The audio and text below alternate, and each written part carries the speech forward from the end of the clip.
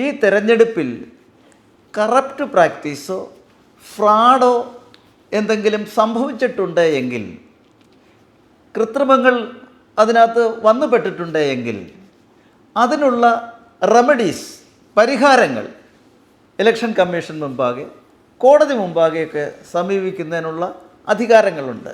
അപ്പോൾ ഈ ഉള്ള റെമഡീസ് അവൈൽ ചെയ്യാതെ ആണോ ഈ സമരം നടത്തുന്നത്, അതിനെന്തെങ്കിലും സാങ്കത്യമുണ്ടോ എന്നുള്ളതിനെക്കുറിച്ചും അദ്ദേഹം നമ്മളോട് മറുപടി പറയും. ഇനി വോട്ടേഴ്സ് ലിസ്റ്റിൽ ഇനി അല്ലെങ്കിൽ എന്തെങ്കിലും കൃത്രിമത്വം കാണിച്ചു വന്നിരിക്കട്ടെ, ആർക്കെങ്കിലും ഒരു പരാതി ഉണ്ടെന്നിരിക്കട്ടെ, തിരഞ്ഞെടുപ്പിന് ശേഷവും സമീപിക്കാം, ഇലക്ഷൻ കമ്മീഷൻ സമീപിക്കാം. അപ്പോൾ ചില വോട്ടുകൾ ചെയ്തതിൽ ചില പാകപ്പിഴകളുണ്ട്, തെറ്റുകളുണ്ട്, ആക്ഷേപമുണ്ട് ഞങ്ങൾക്ക് എന്ന് പറയാൻ സമയമുണ്ട്. ഇലക്ഷൻ കമ്മീഷനെ സമീപിക്കാം. മാത്രവുമല്ല, ഇനി അതിൻ്റെയും ഒരു സമയപരിധി കഴിഞ്ഞു വന്നിരിക്കട്ടെ, ഹൈക്കോടതിയെ സമീപിക്കാം, ഇലക്ഷൻ പെറ്റീഷനായിട്ട് ഫയൽ ചെയ്യാം, അതിന് പ്രത്യേകം ബെഞ്ചുണ്ട്, അപ്പോൾ അവിടെയും ഫയൽ ചെയ്യാം. ഇതെല്ലാം കഴിയും. ഇങ്ങനെ എത്രയോ